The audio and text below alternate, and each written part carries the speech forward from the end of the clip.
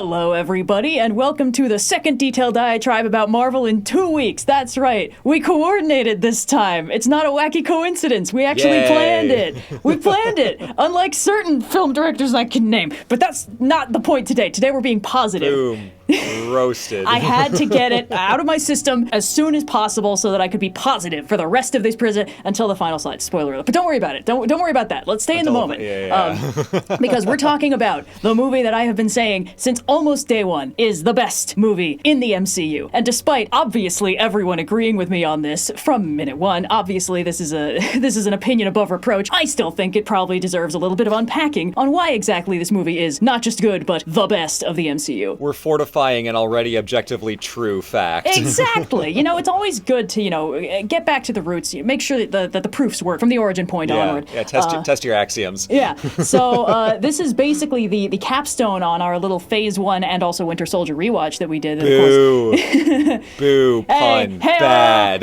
Very much intentional and planned, just like everything else I say. So basically last week, of course, we had the Phase 1 detailed diatribe where we just unpacked all of them and how they're braided together, and that was your side of things. And I give myself the much easier job of just talking about why this one movie is really good and awesome and in fact the best of the bunch. Of course, we are nothing if not scientific, so I've created a rubric that we're going to be using to measure the different qualities of this movie that are extremely good. Cute. Thank you. Cute. You can see that this is a completely objective rubric that could be applied to any movie and be just as thematically consistent. To describe a movie as good is complicated enough. To describe it as the best is even more complicated, an entirely different animal. So I want to unpack how this movie succeeds in these various different directions to a superlative degree, and in the pursuit of this scientific analysis, we're going to be judging this movie according to this objective rubric. And we're just to run down the ground we're going to cover. We're going to start with the continuity, which was of course a thing we discussed to a great extent in the Phase 1 conversation about how all those movies braided together in a really interesting way, how they used things that were planted in previous movies and paid them off in a way that made the universe feel very interconnected. So we're going to see if this movie does that too. The arcs is going to cover how the characters are portrayed and how they develop over the course of the movie. Do they change all that much? Do they follow clear trajectories? Do they start in a place we understand? Do they end in a place we understand? Do we see how they get from point A to point B? Does it work with their previous characterization? Again, that ties back with the continuity a little bit. Of course, we gotta talk about the punching. This is an action movie. There's quite a lot of fight scenes. We want to talk about how good those fight scenes are, not just in terms of how fun is the choreography. And the kicking, too. We'll get there, hopefully. You're right. There is also a lot of kicking. Any movie where they fight Batroc the Leaper will, in fact, involve some kicking. But, punching, a good shorthand for the fights in general. I mean, some of these don't even involve punching. Spoiler alert. The thing that I think is most important with a fight choreography is how well it communicates the characterization of every participant involved. There have been some movies we've watched where the choreography is all very samey. Everyone kind of moves the same, fights the same, uses the same movesets. Shouldn't be a thing that this movie does, but we're gonna have to find out. Man, we're really weaving the detailed diatribes together on this one, too. It's a direct sequel to last week's MCU and a kind of soft spiritual successor to the Batman one from earlier this year. Yeah, exactly. The way that combat informs characterization is a huge part of what makes a combat-centric movie interesting, so we're gonna see how well this movie succeeds in that. We're gonna discuss the themes, if this movie has them. Not every movie does, but does this movie have them? And if so, what are they? And does it work? Is it interesting? We're going to talk about the antagonists, how well the villains work, how well they play in with the characterization, the continuity, the themes, the punching, etc. And we're also going to see if this movie is introspective about the things that it approaches and unpacks. Superhero movies are kind of notorious for dropping things with crazy implications when applied to the real world that when you think about them, you're like, wait, are we really going with this? So how well does this movie engage with the complicated concepts that it may or may not propose? And for the final area, we're going to cover some nuance. No movie is perfect. Just because this movie is, as we've discussed, objectively speaking, the best of the bunch, doesn't mean it's a completely flawless movie. So are there things that we think could have been done better? Are there missed opportunities? Are there flaws in it? To account for the fact that we're not just completely shilling for this thing. We do have nuanced opinions on it, I promise. Somewhere buried deep. Very fair. It's interesting to see what this rubric values, and I think all of these points are very good ones to have, but there's no cute little Captain and then America section where one of them is set design or something like that.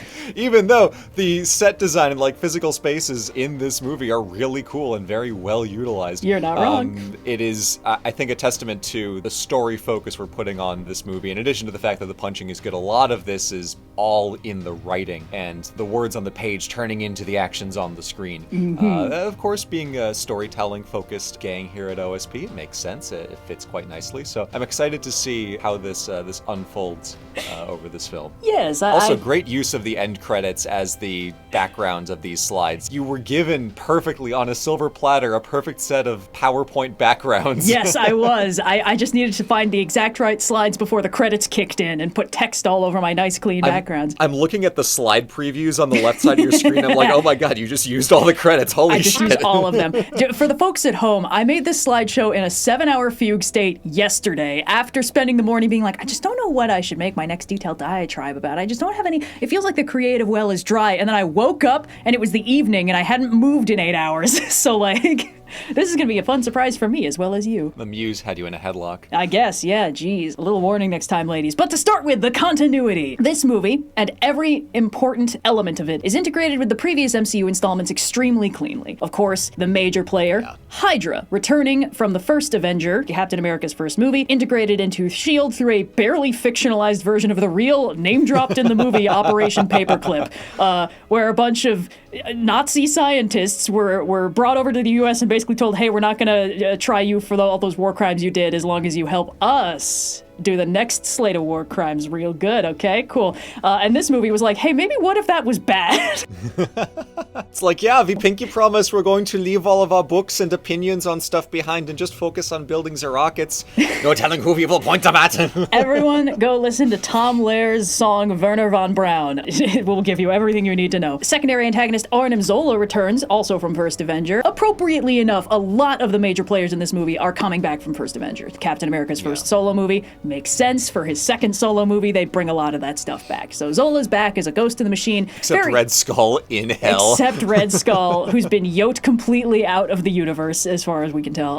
But yeah, Zola's back in a ghost in a machine kind of type thing, similar to his comic version, which is like a robot with a computer screen face and a camera head. Anyway, Bucky Barnes is back as a brainwashed killing machine with killer hair, super soldiered by the experiments that Zola was doing on him in First Avenger when Steve rescued him during the rescuing the 107th. Howard Stark, who practically the first thing we see in the MCU is a mention that Howard Stark died tragically when Tony was pretty young and thus left him to inherit his like weapons manufacturing empire. And this gets referenced and Zola's like, yeah, we did that. Pretty cool, right? The helicarrier design for Project Insight is basically brought back verbatim from Avengers with upgrades that Fury says were suggested by Tony after he got stuck in the turbines during the saving the helicarrier from falling sequence in Avengers. And the thing that Nick Fury was doing in Avengers with like the secret plans to upgrade S.H.I.E.L.D.'s arsenal with like Tesseract-powered weaponry is looped into this overarching plan. Like the Project Insight feels like a logical extrapolation of what Tony and Steve independently found out Fury was working on behind the scenes. Is like, yeah, he does do some of the morally questionable, we need the biggest gun, you know, Howard saying peace is having the bigger stick than the other guy, and Fury like, yeah, that seems like a thing I should build my belief system around. Yeah, no, for sure. I think even if some of the S.H.I.E.L.D. aspects of this story were perhaps, you know, conceived in the writing phase of this movie, like, oh, let's make S.H.I.E.L.D. taken over by Hydra. They maybe did not actually have that plan when they sat down to write Captain America 1. Probably the aspects of Avengers that are coming over are all extremely cleanly integrated into the way this movie works. So exactly. Even though there is like some stuff was ported over, some stuff was invented for the purpose of this film, you know, adapted from comics, but like, you know, made new for this one that's basically first established here, like, oh, Hydra, S.H.I.E.L.D. What is brought through extremely well. Yeah, and one of the things that's brought through is Black Widow, who's back. She's basically the second main character of this movie, and it rules. I'll say it, this is the best Black Widow movie that we ever got, and you know what? That's fine. But her characterization as like a super spy with a troubled past, seeking redemption by throwing in her lot with the good guys, was locked in Avengers and teased a little bit in Iron Man 2. Not much. She's pretty secondary in that movie, but it shows up. And as a fun little side note, that senator from Iron Man 2 who was really like harping on Tony to hand over the Iron Man weapon to Senator the US government. Yeah, turns out he's Hydra. So it's a good thing that Tony went all libertarian on him and was like, you can have my cool technology when you pry it from my cold dead hands, big boy. So that's fun. It feels very in conversation with all the previous movies. I think the continuity of this absolutely nails it. So with that sorted, we can move on to the arcs. How well are the characters characterized? Well, let's start with Steve, the main guy. His name is on the poster. Steve Rogers is introduced in an interesting status quo in that he's running missions for S.H.I.E.L.D. He is essentially a super agent of S.H.I.E.L.D., which is why he's working with Black Widow, because that's also her job. But as established in First Avenger, Steve is not a perfect soldier. He's a good man, which frequently makes him a downright bad soldier, because he will not follow an order if he personally thinks it's the wrong thing to do, which is a good quality to have. That's a good thing. Yeah. But it doesn't make him the best soldier. Again, Erskine's thing was like not a perfect soldier, but a good man. That's the more important thing to create here. Fury finds this frustrating because he really likes it when everybody does what he tells them to. But at the same time, Fury clearly values Steve's perspective uniquely. He would not trust Steve if Steve didn't have the moral compass that keeps him from obeying his orders, which is, of course, the very thing that makes Steve untrusting of Fury. Now, Steve is accustomed to very straightforward me and the team versus extremely obviously evil bad guys scenarios. Like World War II, almost the cleanest cut situation he could have been, forged in. And then Avengers, hey, good news. Yeah. The bad guy is the giant alien army pouring out of the hole in the sky. Go deal with that with your butts. Easy. No trouble. Now he's kind of falling out of his depth. Now he's into Nick Fury and Black Widow's world of super spy espionage and constant absolute mistrust. As soon as Fury theoretically gets assassinated, Steve is completely in over his head, and he has no idea who's on his side, and that has never been the case. So, Steve is no longer just a man out of time, he's now a man out of genre. Yeah. He's an action movie superhero in a tense spy thriller he's not prepared for. Yeah, that was an aspect of the World War II operation that he largely did not participate in, being very much of a front-linesy kind of guy. So exactly. It is interesting to see that he, out of time and out of genre is a really good way to put it.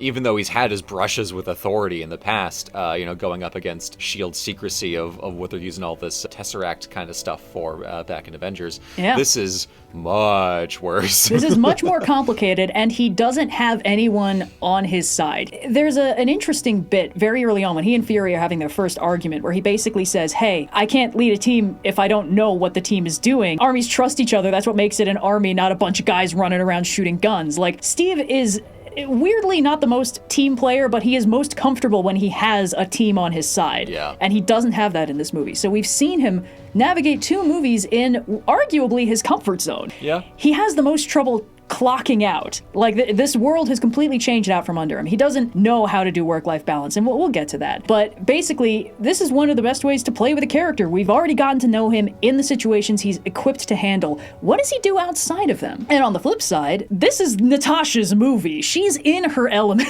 This is perfect for her. It's been implied since she was first introduced in Iron Man 2 that Natasha's not a superhero all the time. Like, superheroing is kind of her, side gig. Mostly, she's basically James Bond. She's just anywhere in the world carrying out secret espionage on orders of S.H.I.E.L.D. In Avengers, she's mid-job when everything starts going to hell and they have to call her in.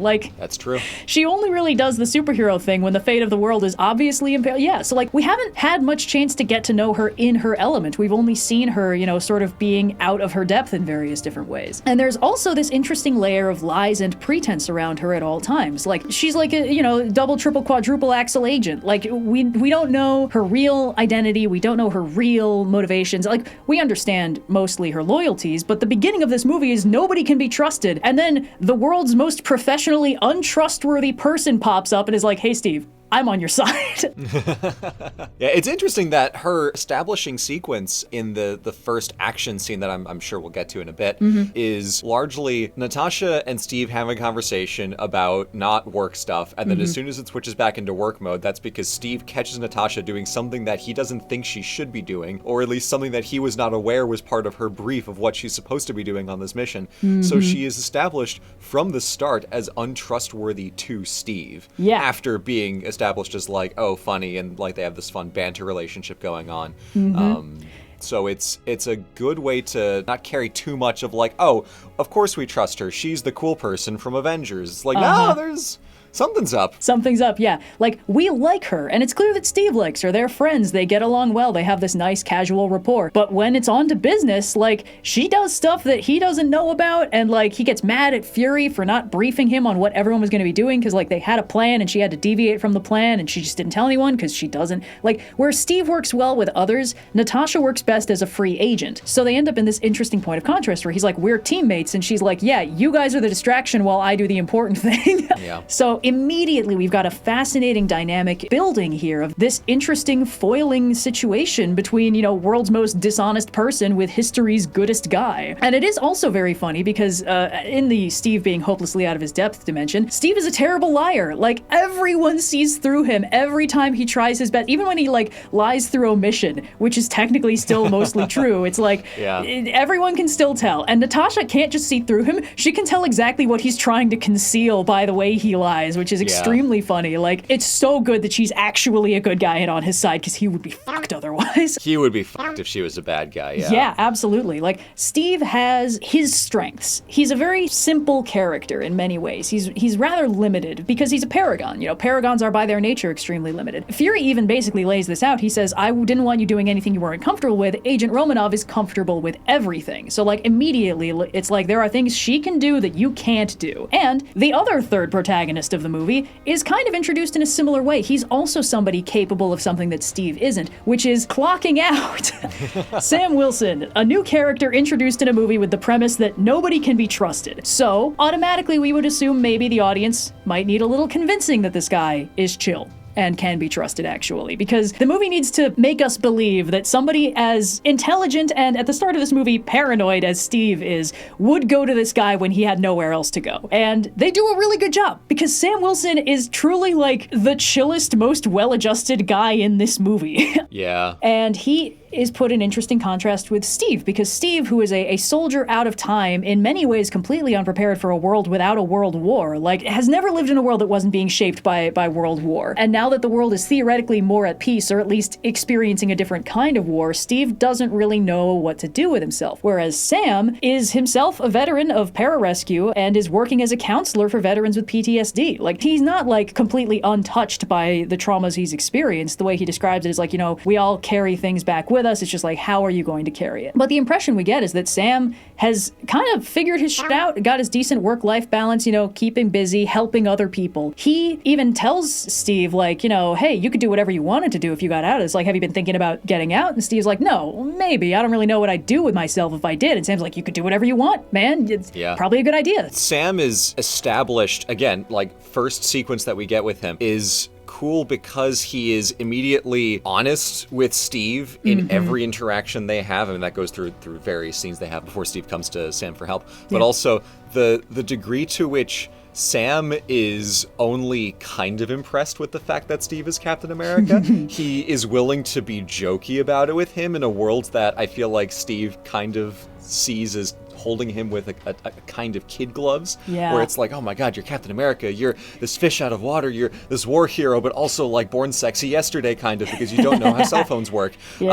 There's an honesty in the way that Sam treats Steve, and also in the kind of pervasive gentle ribbing that he gives him of like, oh, go take another lap. Did you take it? I assume you just took it. Exactly. That kind of dynamic that Sam establishes and Steve slips into really easily, where everybody else seems to have an agenda, and Sam is simply just a chill guy trying to enjoy himself and get a little jog on around DC in the reflecting pool in the morning. It endears him to Steve really fast and really well, and is the most straightforward kind of interaction he has had with anybody in this entire movie. You know, you're completely right. Sam, as an overwhelmingly honest character, is also in an interesting point of parallel with Cap, of like, there's no pretense in Sam. He will just be upfront about stuff. He won't volunteer 100% of his information. There's that cute little twist at the midpoint where Steve's like, I thought you said you were a pilot, and Sam's like, I never said pilot. And it's like, oh yeah, you didn't. You just said Air Force. How interesting. But yeah, you're right. Very much like a sort of honest-to-honest communication thing going on with those two, just immediately vibing. Yeah. There is also another element of this movie, which I think is something that the previous movies haven't done, which is showing us what Captain America is uniquely good at. And it's interesting because it's not something Steve is capable of seeing. Because as we've discussed with First Avenger, Steve sees himself as completely ordinary. He doesn't think of himself as extraordinary in any way. Like, he has a pretty solid understanding of, like, his abilities. It's like, yeah, I can jump out of this plane without a parachute. He's not like, everyone can do that, but he doesn't think of himself as better or gooder in any moral way than anyone else. He doesn't think he deserves any sort of special exception. And he doesn't seem to think that, like, everyone should listen to him because he knows what's up. But he is incredibly good at inspiring absolutely everyone around him to be better, braver, and stronger simply by doing what he personally thinks is the right thing for him to do. And First Avenger doesn't do this. We almost entirely focus on Steve in the small scale, with the Howling Commandos just boots on the ground, blowing up Hydra bases. And his brief stint as Captain America on stage inspiring the masses is framed as this fake, demeaning thing that he doesn't like because it's not honest, and also it's not genuine, and it's keeping him from doing what he thinks he can do. And we don't really get much focus beyond a little newsreel footage. We don't really get, like, Captain America is inspiring the nation to keep fighting. The focus on, like, what's going on the home front is very much dismissed in First Avengers. Like, Steve describes collecting scrap metal in his little red wagon as something that he thinks isn't worth his time to do. He describes the war bond sales going up by 10% in every state he does his Captain America on stage gig as this sort of like, yeah, that's why they have me do it, but I don't like it. So the idea that Steve could be inspiring people in any meaningful way is kind of glossed over in First Avenger because we're focusing on his origin story. Yeah. Avengers also doesn't do this, along with getting the shaft and almost all the fight choreography. The most he gets is yelling at that cop. Yes, I was gonna say, he still has to get in a little bit of individualistic ass kicking to prove to the cops why they should listen to Captain America, the first superhero. Like, it's a funny haha joke where it's like, okay, do this, that. This is the right thing to do. It's like, why should I listen to you? And then he kicks the guy's ass. It's like, all right, we're gonna do this, and that. It's like, haha, well, that's funny. He wasn't gonna do it, but now he's doing it. And the idea that Steve is just an inspiring figure just through the sheer force of his moral righteousness. Like, again, not like everyone should be doing this, but like the fact that he does it makes other people want to do it. That's an incredibly important part of his characterization. It's usually why he gets framed as the team leader, the Superman equivalent who inspires everyone else to be better. Like, it's a hugely important part of his character, but the first two movies that he's been in haven't had the chance or the inclination to show that off. And this movie is almost entirely built around it. The idea that Captain America is a symbol of integrity is not something that we see in First Avengers so much, and it's not something that we see in Avengers almost at all. But in this movie, pretty much everyone he talks to is in some way inspired. Yeah. One conversation with Steve is enough to make Nick Fury reassess Wait a minute. the viability of Project Insight. And the thing is, we learn later on that Fury was already worried about it. He was already suspicious because he already had Widow stealing the data so that he could look at it later to understand, like, what's going on? How are we programming this thing for targets? That's the most important thing. Just hearing that Steve disapproves on principle is enough to make him pump the brakes on the Panopticon with Guns project. Yeah. And that makes Hydra panic so hard that they have him extremely obviously assassinated in broad daylight. One conversation with Steve. Yep, just one. And he doesn't, at any point in that conversation, indicate that Steve has changed his mind. He's like, it's about time you got with the program. And Steve's like, and then he leaves. And Fury's like, Yeah, wait a minute. Hold on. Natasha undergoes an interesting arc in this movie because she starts off and she's like, truth is completely subjective. I don't engage with anything honestly. Nobody knows all the information about me because, God, that would be a nightmare. When she and Steve are having this conversation, she's like, truth isn't all things to all people at all times. And he's like, well, it makes it kind of hard to trust. And she's like, yeah, well, who do you want me to be? And he's like, well, a friend maybe? And she's like, oh, you might be in the wrong business. But like, it's just this cute little interaction where she's like, listen, I'm a super spy. I shed identities like snakeskins. Tell me who you want me to be and I can make that work. And he's like, I want you to be my friend. And she's like, oh, fuck, genuinely? Like, anything but like, that. Actually, like, really? For Natasha, lies are literally her business. Truth is entirely situational. It's another tool of manipulation. She does not expect to be trusted, and it clearly kind of staggers her when she realizes that Steve actually does trust her after a certain point in the movie. Because initially, he's pretty reluctant. They have like a brief argument, and then he's like, no, I can't keep this up. You're fine. And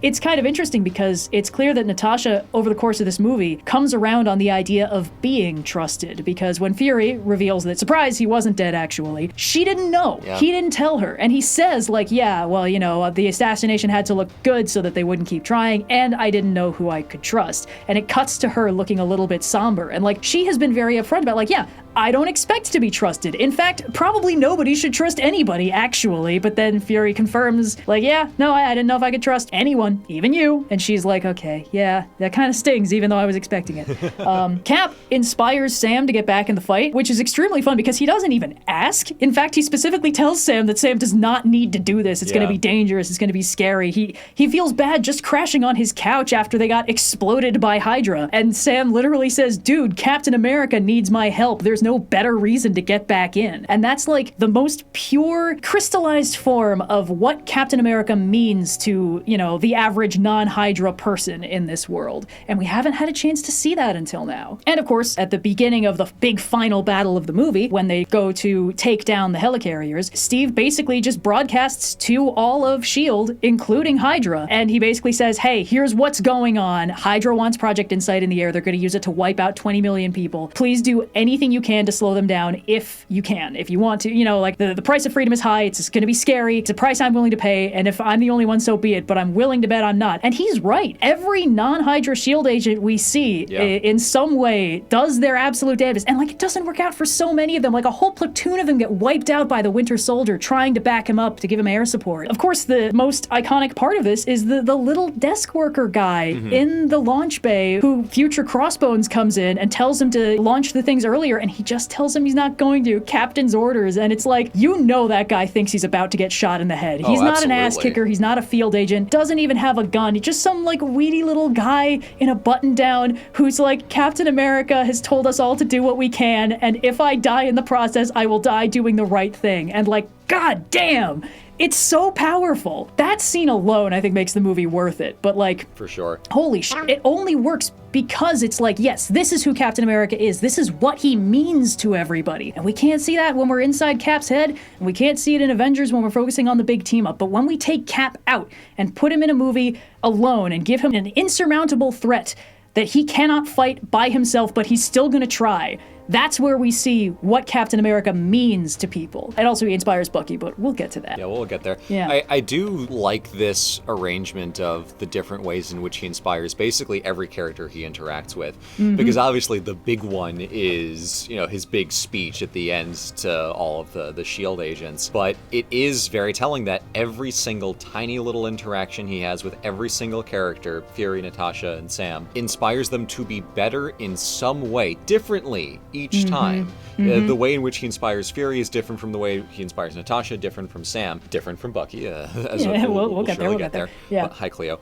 But it is an angle that we really have not seen before and don't get to see again, which is frustrating for many reasons. Put that aside. Yeah, we'll get there. That aspect of Captain America existed in the characterization before, like you said, with the war bonds, but it was very downplayed.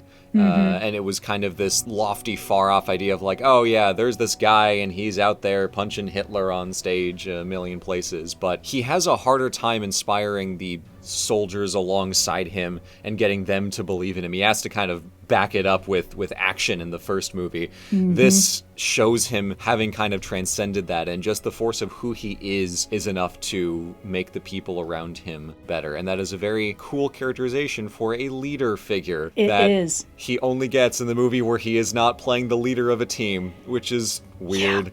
But that's a larger problem. It's a larger problem. Well, we'll get to some of that near the end. So, as you can see, I'm quite impressed with the way that the characterization is handled in this movie. I think everyone goes through a very interesting arc. But, of course, it's time we get to the good stuff and start talking about the punching, because, oh, baby, you better believe we got the good punches in this one. I promise we're not going to go through every single second of this movie. In fact, spoiler alert, the only one of these fights we're not going to go through is the big old triple helicarrier fight in Bonanza, because that's kind of huge. It's not exactly stock, and we will unpack some of it from a different angle. But the fight choreography is fine. Nothing is wrong with it, but it's all stuff we've seen established at other points of the movie. Like, it doesn't really throw any surprises at you. Whereas every other element of this movie builds up in a very interesting way. So to start with, of course, we gotta talk about the pirate fight, or the boat fight, but it's the pirate fight. And it feels like it was specifically choreographed by people who were upset with all the L's Steve took in Avengers, and they just wanted to show off what it looks like when Steve fights any normal group of normal bad guys. He wins is what happens, and it's awesome. Very very easily. Very easily. Like, this is a fight that he and Natasha are completely over-leveled for. It's almost a joke. And also, we get to see how Widow handles the same situation, because where Cap is literally just sprinting through and just basically taking on every problem head on, Natasha is much more focused on mobility and precision and like ambush strats and stuff like that, which makes perfect sense. I mean, she also takes any of the people who she's fighting head on, like that's no problem, but like she and Steve have different strengths and they play to them in different ways. Steve is basically fighting in a speedrun kind of way, where it's just like run, kick, run, shield, run, punch, keep running. It's very much a constant momentum. The way that at least this sequence was choreographed for Steve was based, I forget who said it, I don't know if it was the Russos or someone else, but inspired by video game choreography, and thinking about when the movie came out, 2014, there are maybe some game parallels we could point to here, but the way in which Steve moves, and especially that kick where he just kicks the guy clean off the edge of the boat. Oh yeah. They did some really fun wire work and sped that up so that he goes fast. I think someone did the calculations on how hard that guy actually got kicked, and it was insanity. Woo. But it is a kind of martial arts that we haven't seen out of Steve before, because even when he is doing his fighting in the first two movies, fighting Hydra Goons, it's shield and then shoot, and then shield and then shoot, and you get one punch and you go back to running and you shield and you shoot. Yeah. And Avengers, not quite conducive to Steve fighting people, because he kind of fist fight with Loki, gets beat up by some like Loki goons on the helicarrier, and then he fights some Chitauri. Yeah, he fights some Chitauri, and that's kind of like, okay, whatever. You can't choreograph that very well. You have to rely on gimmicks and stuff. But this movie, like you said, presents an opportunity, a canvas for him on which to beat people up. And the type of choreography is very kinetic, it's very efficient. He doesn't waste time with anything flashy. It's just dispatch the threat as quickly as possible. It's very different to, again, pointing back to the Batman detail Diatribe, very different from how Batman fights. He makes it a show. He tries to use fear. Steve is like, I can get rid of you in one kick. I will do that. Next person. Steve is very efficient, and also it is an interesting change. In First Avenger, he had a sidearm. He had a gun that he used sometimes. In this one, it's just the shield, and then like whatever he picks up, there's that one little bit where one of the guys pulls a knife on him, he disarms him, has the knife, throws the knife at the other guy who was going to pull the fire alarm. It's like, I didn't know he knew how to do that. That's fun. It also does a little bit of double duty, showing how Cap and Widow have clearly been like fighting together for a while. Like they've got really good move synergy. Yeah. When Widow's getting the data out of the engine room and Batroc chucks a grenade at them, like it's like they've rehearsed this. Like Steve scoops her up, puts the shield in the way, she fires through the glass they're about to dive through to break it before they hit it, and then they both take cover, and it's like, oh, okay, this is probably not the first time these two have had to get out of a closed room with a grenade in it before. That's cool. Either that, or they're just so good at working together now that was completely unrehearsed, which is almost more impressive. But the other running gag is that like Natasha keeps trying to set Cap up on dates, and he keeps getting back on the mission, because like she's like, you should have a work-life balance, and he's like, no, work is now. We're gonna do the work now. It's very clear that Steve is quite bad at clocking out of being Captain America. Like he's trying to acclimate as best he can, but it's very slow and he's not good at it. But this is what he's good at. Also, as a fun side note, every single SHIELD agent in this scene, except for Natasha, turns out to be Hydra. Strike team, right? It's Strike, yeah. Every Strike agent. But it reinforces that Steve truly has no idea who he can trust, because a quippy, trustworthy ally who has his back in one scene could be literally trying to murder him in the next, which is really established in Nick Fury's car fight. Calling this a fight scene feels a little weird. No punches are thrown, it's all car foo, but that's okay. If we count that in John Wick, we can count it here. Now, the cool thing about Nick Fury is that he's basically MCU Batman in terms of how paranoid and overprepared this man is. Like, the whole premise is that he has tried his best to be prepared for everything, and he is prepared for things you wouldn't even think of. But he's not infallible and he's not immortal, and this scene demonstrates that, because he gets ambushed in his car, and then we learn that his car is kitted out with like 50 million anti-ambush things. It's like, it's armored. The windows are armored. It has a gun in the glove box. It's got a Jarvis-like AI. It's got a a flight system he doesn't get to use. Yes. Oh man, if only. Yeah. We end up simultaneously seeing Nick Fury's level of overpreparedness and the danger level of the threat that still manages to get him on the back foot. He only barely gets away by the skin of his teeth. Yeah. And compare this to the previous fight scene that Cap and Widow are so wildly overleveled for. This is like, oh, it's serious now. Okay, hold on. Focus up. Yeah, this is what that looks like. And it's like, oh, they're in cop cars. Oh, there's no cops in the area. Okay, so they're pretending to be cops. How many of them are there? And also, who's this fucking guy who just like shot an exploding disc at the underside of the car and took it out of the fight completely? What's up? What's going on, man? Yeah. And it also, where the boat fight was like a fun Splinter Cell Blacklist type infiltration, ass-kicking in the dark mission. Gotta play that game again. Hell yeah. Take the shot, Natasha. This is the fight that establishes the tone the entire rest of the movie is going to do. The fights are claustrophobic, they are frightening, and they are usually ambushes in broad daylight or other places that you think of as safe and secure. This entire fight is dedicated to establishing that you should not feel safe under any circumstances in this movie. And that's a really good vibe to establish through, again, the setting and the choreography. This is taking place on a busy city street in central DC. It's like, where are the real cops? Why is nobody called the police? You know, what's going on? How could they have done this already? Like, how bad is it that Nick Fury thinks he needs to completely drop off the grid? Also, why is this even happening? Nick doesn't seem to have done anything yet. So it's just, it really sets a vibe. And it's cool that this scene is not really a jump scare, so to speak, but the setup for this scene is we've just been following, Nick Fury and Cap and their conversation, and he goes to see, Director Pierce, and then it's like, okay, he's just leaving, and he gets, side-eye from a mean policeman, and Nick Fury's like, want to see my lease? Like, pull me over her busted taillight, dickhead. But it's a very non-scene that starts us off, and it escalates rapidly from there.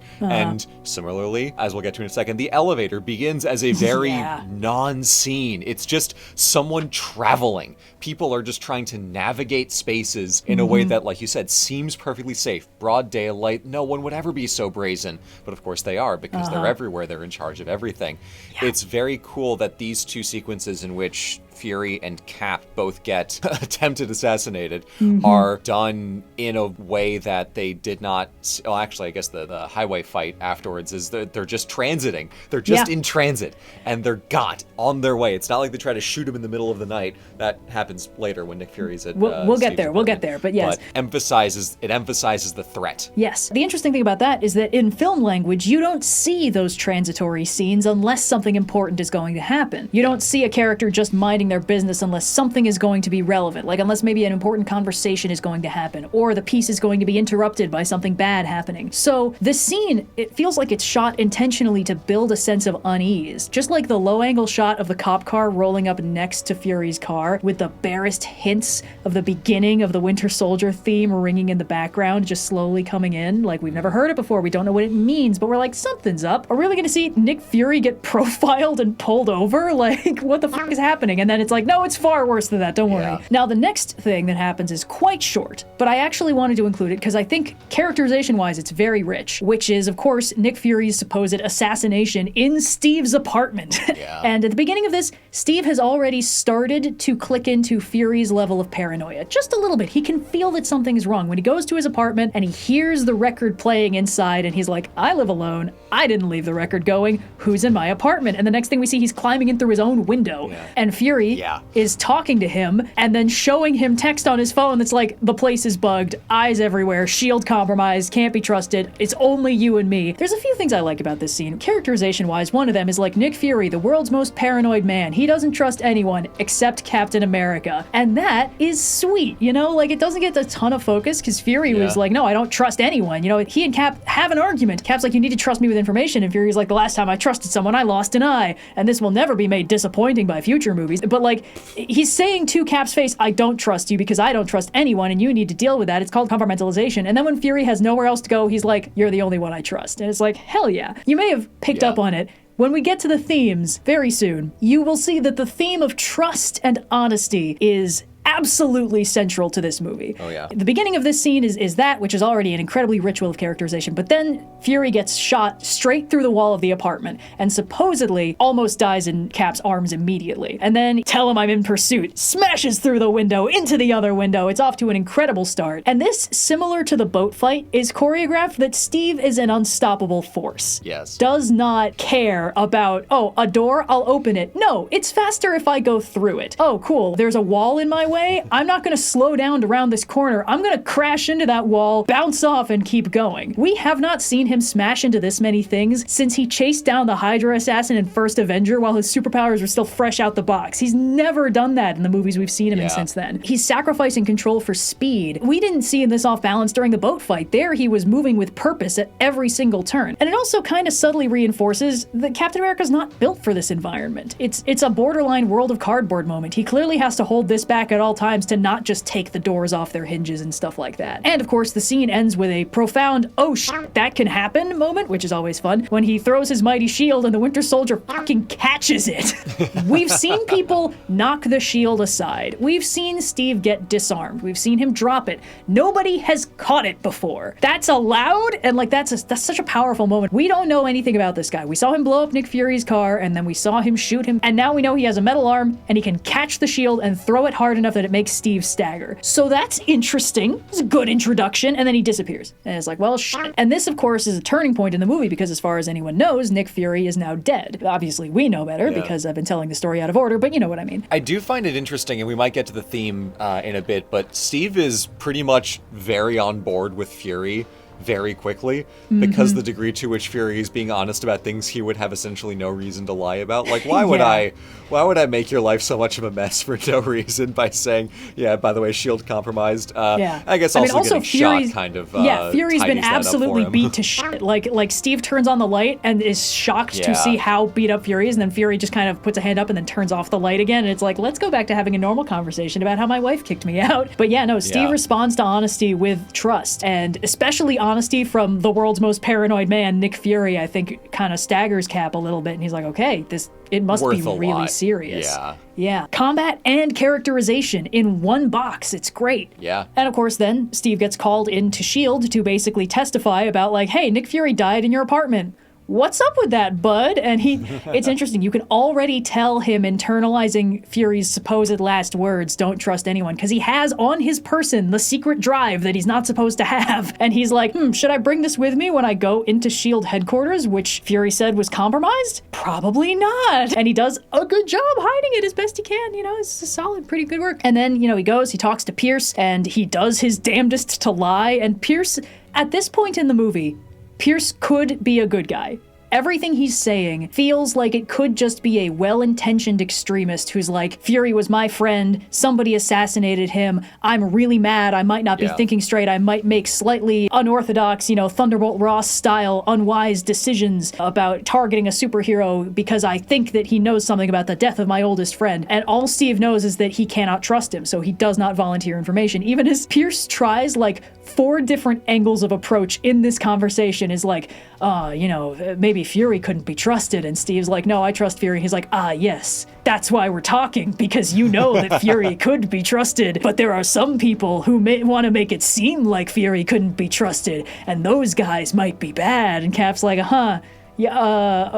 okay. It's clear by the end of that conversation, Pierce is like, we didn't get him. He's still holding out on us, which means, okay, we're done being nice. Let's start being unsubtle. And again, this could still be coming from a good motivation, even if the action is bad. We still don't understand why Pierce is doing this, but he still has a cover story that the rest of S.H.I.E.L.D. believes, which is Captain America has information about the death of Nick Fury that he's refusing to share, and we need that, so even if it seems unpleasant, we must capture him so we can find out what he knows. And S.H.I.E.L.D. is like, that doesn't sound right, but I guess that's okay. I don't know enough about government espionage to dispute this.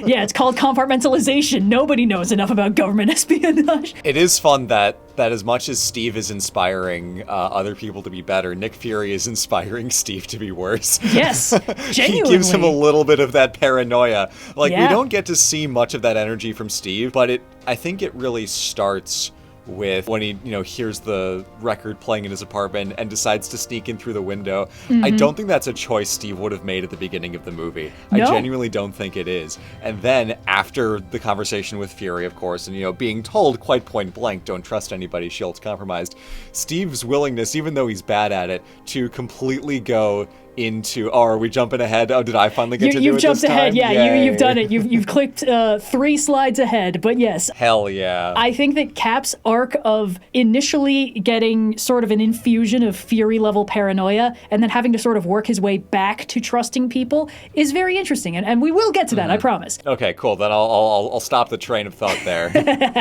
Well, don't worry, bud. I'm with you to the end of the line. So, the elevator fight, best fight in the movie, but, it's a tough competition. This is basically where S.H.I.E.L.D. goes mask off on like, okay, we've been nice, capture Cap. And it's still possible that they're doing this for good reasons. The plausible deniability is still in place, but Steve knows, okay, I cannot allow this to happen. And this scene, like the attack when Nick Fury's in his car, starts very innocuously. It's just people getting into an elevator. And like as the scene goes on, Cap and the audience both, for different reasons, start becoming more tense because from Cap, it's like, oh, this is strange. Everyone is acting a little bit off. This is a very strange number of big burly guys to be in this elevator with me. And meanwhile, the audience is like, the longer this seemingly innocuous scene goes on, the more tense I become waiting for the other shoe to drop to justify this screen space. Like, why am I watching this if something isn't going to go wrong? And we're right. And just like Cap, we start putting it together pretty quickly of like, oh no, it's already worse than we thought. Yeah. Cap notices, the bead of sweat going down someone's forehead. He notices the way that one of the strike team is kind of like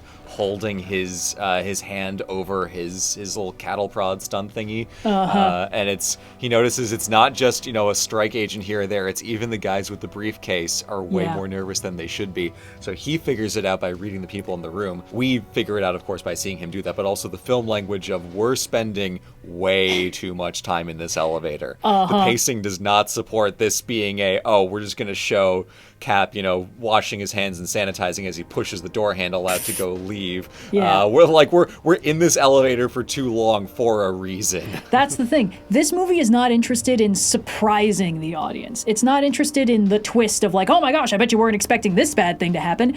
It's interested in building the highway fight. Sitwell gets yanked out of the car with no warning, right? You're right. He gets yanked out of the car with a very small amount of warning. What I'm saying is that the movie isn't interested in scaring the audience jump scare style. Yes, it's interested in making the audience put the pieces together. It wants the audience not to trust anything. And that means that the audience is being encouraged to, just like Cap, put the pieces together and realize how bad the situation already is and how dangerous it's going to become very quickly. The sudden shock of, oh no, it's bad, is a quick feeling, whereas the slow dread of, can it really be this bad? How is this possible? Very different feeling, and for a spy thriller, the second is better than the first. Also, it's a good characterization moment for Steve to realize that he is about to be ambushed. He hasn't really gotten a chance to show off his smarts since, the cutting the Gordian knot of the flagpole back when he's training before he even gets serumed. Steve being smart and seeing the angles is not a thing that we really get to see out of his characterization. We know he's a good fighter, we know he's a pretty good tactician, we haven't seen him do this before. And it's good. He's insightful and he's harder to fool than people might think. And then the entire rest of the sequence is continuous escalation, and it does this interesting thing where it kind of mirrors the other escalating scenario we saw back in First Avenger when the Hydra assassin is trying to escape from Steve, who's, newly serumed and figuring out what his powers are. And it's like, okay, he's in his getaway vehicle. Okay, he's got a hostage. Okay, he's in a submarine and the submarine is diving, and Steve just keeps refusing to give up, and in the end he successfully captures the assassin by outswimming the sub and punching it. Yep. This escape is essentially that scenario inverted. Hydra is resorting to increasingly more escalating methods to capture him, starting with an elevator full of goons kitted out with specially made tools and weapons to incapacitate him, which does not work. Then they fill every floor with armed guards so he can't escape through the elevator, so he busts out through the side and falls 30 stories down through the lobby ceiling of the Triskelion. And then finally, when he's escaping on his motorcycle, they send a Quinjet after him, which he defeats in single combat. It's insanity. They're like, that doesn't make any fucking sense. And there's a really funny moment where like Sitwell is like, give it up, Cap, there's nowhere to go, like seconds before he dives out the side of the elevator, and he's like, are you kidding me? It's so funny. Like, they can't believe it either. Steve does not give up. There are so many off-ramps in this scene. Like, we were talking about this actually when we saw the movie. We were like, you know, narratively speaking, it wouldn't have broken anything if he was temporarily captured in this. Like, Natasha is still on his side, even though he doesn't know that. She could have just broken him out, and then the story would have progressed as normal. It wouldn't have been a game ender if he had gotten grabbed, but they were like, no, he's not going to let that happen. It wouldn't have been game over. Exactly. It would have been a mandatory cutscene loss. Yeah. I think it's really cool to see it from both kind of opposite angles, where we get to see the chase from Captain America 1, but Steve is the escapee, and all of the film language of, okay, you're done. You've gotten ambushed, one of your hands is magnetized to the elevator, you're toast. Okay, every floor has armed guards on it. You're toast. Okay, you jump out the building, but you fall, 30 stories, and it really hurts, and you can't run fast enough to get away. You're toast. Quinjet, you're toast. They raise the gate, you're toast. And none of that matters. He categorically does not give up. But it's also really funny to see other people struggling to process what he is doing in real time. Yeah. Where fucking Sitwell's like, what the hell? What the fuck? That's allowed? Yeah. Sitwell's little, are you kidding me? Is so funny. Like, they just can't believe it. There's a degree to which Hydra doesn't respect Captain America enough to prepare enough for how much of a problem he's going to make for them. Which is funny, because they clearly do respect him to the degree that they think they've prepared enough. Like, the level of over-preparedness they did for that elevator ambush is bonkers. They were like, okay, we're going to send in the strike team, and we're going to send in some completely normal office guys, and we're going to give them magnet handcuffs, but they're going to look like briefcases so he doesn't suspect anything. Like, they prepared. It's just that Steve is so good at this that he sees through it. They thought that Steve was a really good fighter, but they didn't think he was smart. That's their mistake. They didn't think he was smart. That's exactly it. He's harder to fool than one might think. And of course, there is the highway fight, which is the first fight in the movie with more than one protagonist participating. Arguably the boat fight, but Steve and Natasha are separated for most of that, doing their own little solo fights. This is one where Steve, Natasha, and Sam are all dealing with getting ambushed, unprepared, in the middle of a fucking highway in broad daylight by the Winter Soldier and backup. And this is basically the scene where the Winter Soldier is the main character. He gets all of the focus, almost zero dialogue, and only through choreography the scene tells us everything we need to know about who he is. And like, they've been building this up. Natasha, when she was telling Steve about him, was like, look, this guy is a ghost. I know he's real because he physically shot me, but like, he's impossible to track down. I'm good at my job and he's impossible to track down, like that kind of thing. Yeah. The Winter Soldier is a horror movie monster. And like, we've said that a lot about the villains of like the earlier Phase 1 movies. Hulk is a horror movie monster. Ironmonger is a horror movie monster. The Winter Soldier is a horror movie monster, and he shows up in broad daylight. We even get some jump scares from him. Like, we know he's coming, and it's still scary when his face pops up in the screen. He's almost entirely silent. He's physically pretty much unstoppable. He seems at this point impervious to pain. He's basically a Terminator. And he's the only person in the entire movie who can physically stand up to Steve hand to hand, and he has way more weapons than Steve does. Steve doesn't even have a suit on at this point. He's got no armor. No. Got that cool little blue jacket that I wanted so desperately in high school.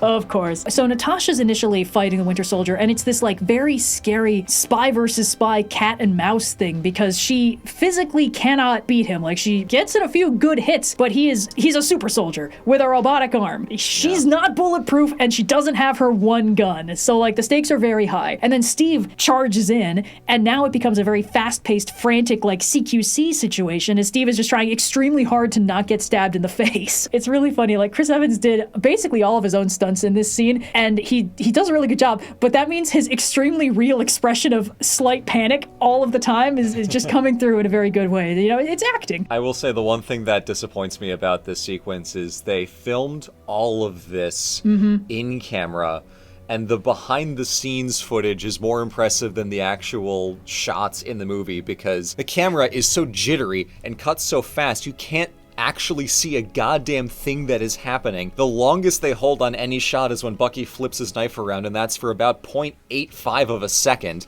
that you can actually see what's happening. And then it's all this like jolting, and the camera guy is trying to deal with the fact that one of the wheels on his dolly fell off, or at least so it looks like. But Sebastian Stan and Chris Evans did this scene with knife flip and all in one big take, and they just cut it up terribly as they put it into the movie itself, which, I've jumped a slide, hooray. You've jumped a slide, yes. You've jumped like 4 slides. The editing good news. ruins that section of the fight.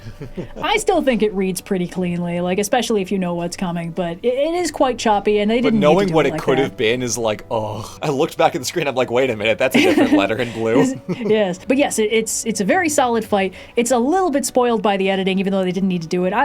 When I watched this again yesterday, I was like, yeah, this is fine. Like, I can tell what's going on, and the rapid cuts make it feel more frantic. I think they sort of sacrificed clarity of combat for the feeling of Steve is being overwhelmed. Like, he's holding his own, but it's really difficult. And then he accidentally pulls off the Winter Soldier's face mask, and we see his face, and the entire movie changes. Because now, holy shit, that's Bucky Barnes, the guy we saw die in 1943-ish. Yeah. And that is extremely interesting, and we will get to that. The one funny thing I do have to say is that I did not see Captain America 1 before seeing this movie. So when Steve rips the face mask off and is like, Bucky? And the Winter Soldier's like, who?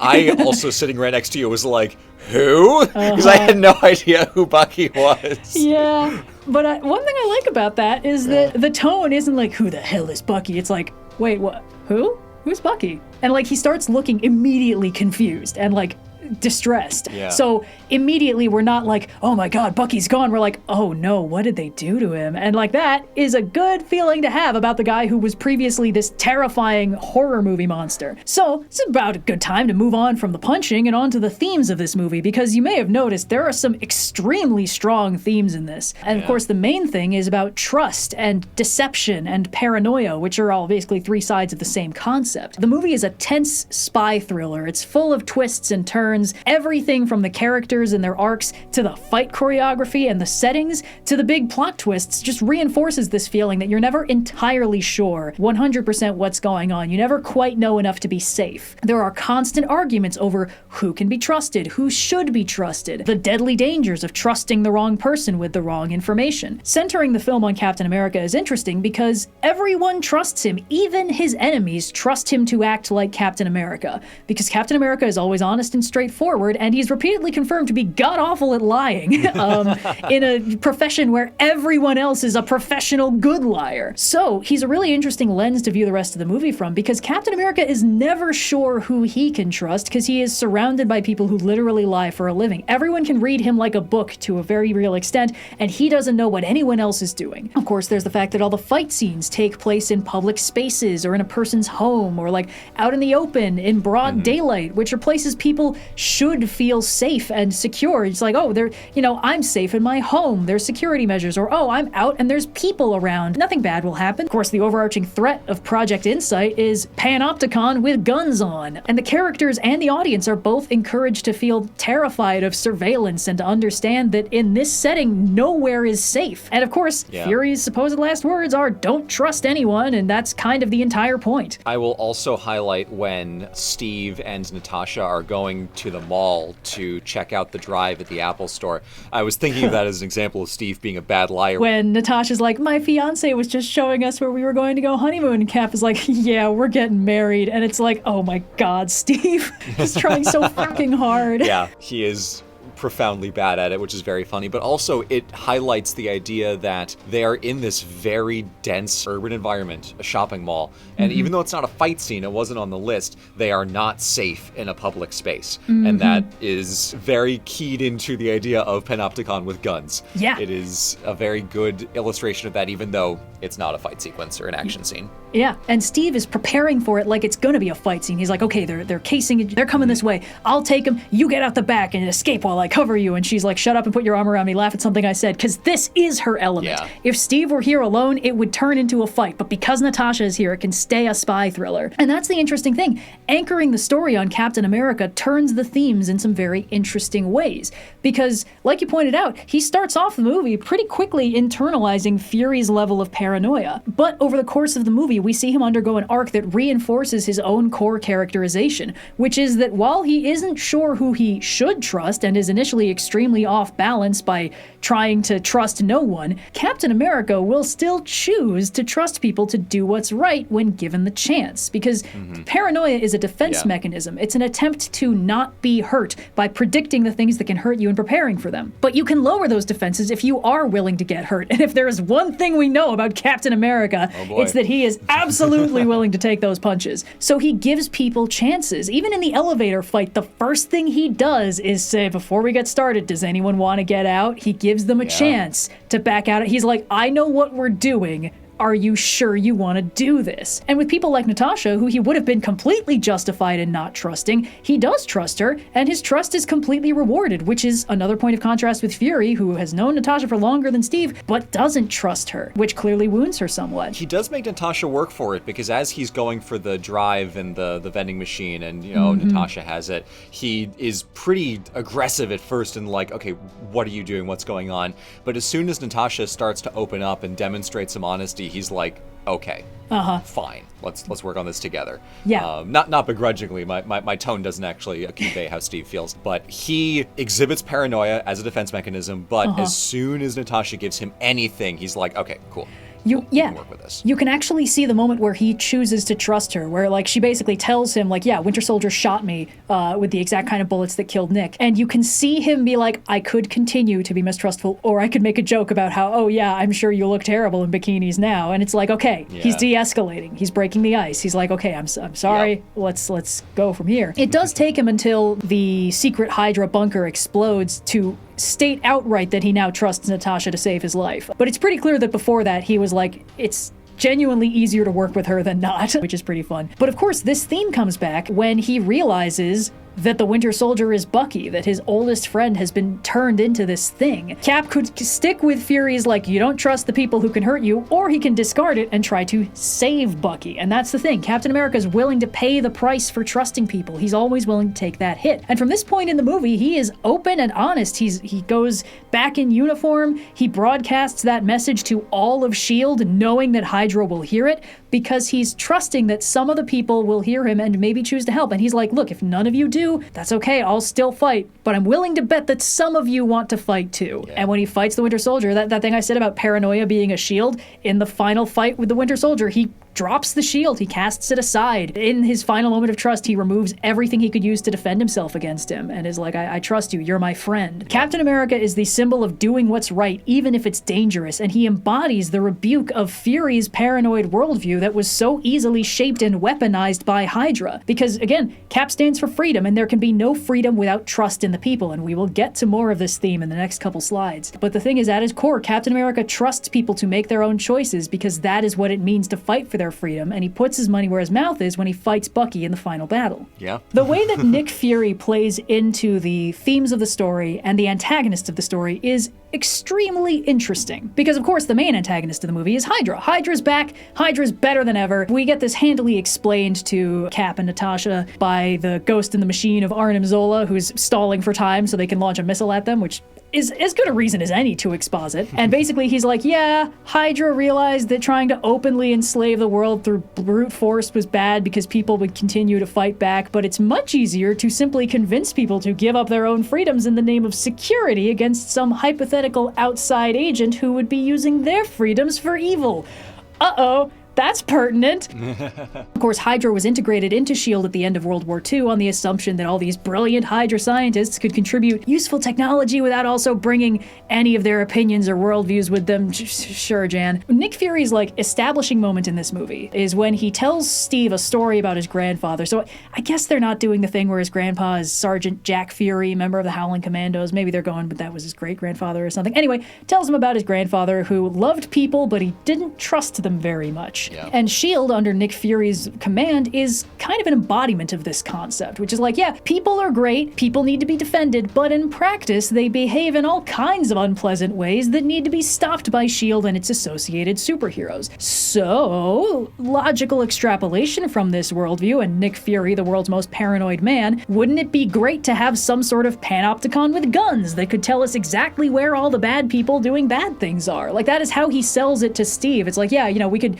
use use this thing to take out a terrorist from 1,000 miles away before he ever steps foot outside his spider hole. And he's like, yeah, maybe we'll be able to stop some of these bad things before they even happen. And Steve is like, I thought the punishment came after the crime. And Fury's like, we can't afford to wait that long. And it's like, okay, this makes sense as a worldview from Nick Fury, world's most paranoid man. But is that good? That feels like maybe not good. And of course, that's Steve's angle. Like, this feels not good. This feels like you're holding a gun to everyone on Earth and calling it freedom as long as they do what you want. And Fury's like, we're trying to protect people. And Steve's like, to protect people in any meaningful way, you have to let them live free lives. This isn't freedom, this is fear. But the fact that this feels reasonable to Nick Fury at the start of the movie is interesting because, as we are informed by Zola, Hydra has been intentionally stoking some chaos in the world to make the world feel more dangerous. But honestly, like, they probably don't even need to do that much because the world is dangerous in this story. Yeah, after Avengers, I feel like Project Panopticon with guns is a pretty easy sell. Exactly, that's the thing. But Nick Fury and his version of S.H.I.E.L.D., they're trying to be good guys.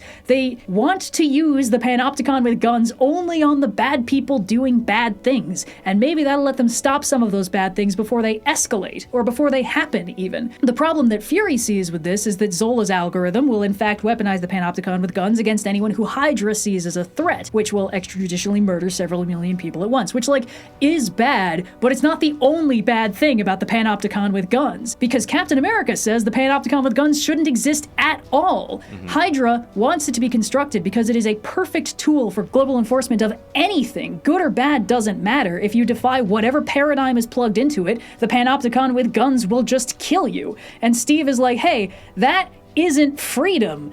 It's fear. You can't do this to people and still, think that you're letting them live free lives if you're basically just threatening to kill them if they step a single foot out of line. No matter where you draw the lines, that paradigm is wrong. And he's put in very interesting contrast to Nick Fury, who is unquestionably a protagonist in this movie, but Nick Fury doesn't trust people, down to his bones. We've known this since minute one. He doesn't trust people because left to their own devices, people can choose to do bad things. And then Hydra says, Zola says outright, Hydra was founded on the belief that humanity could not be trusted with its own freedom. Unfortunately, that is also what Nick thinks at this point. Yeah. And, like, Nick has grown up in this world that Hydra has been shaping behind the scenes. Like, his worldview is not independent of this dangerous, chaotic world that Hydra has been making intentionally more dangerous and chaotic for this specific purpose. But it's very interesting to basically put Steve and Nick completely in opposition to each other in the fundamental way that Nick's worldview aligns with Hydra's core belief system, that humanity cannot be left to their own devices because they can be dangerous. Steve is the one who has to say, no, any kind of global enforcement of any moral code, even my own,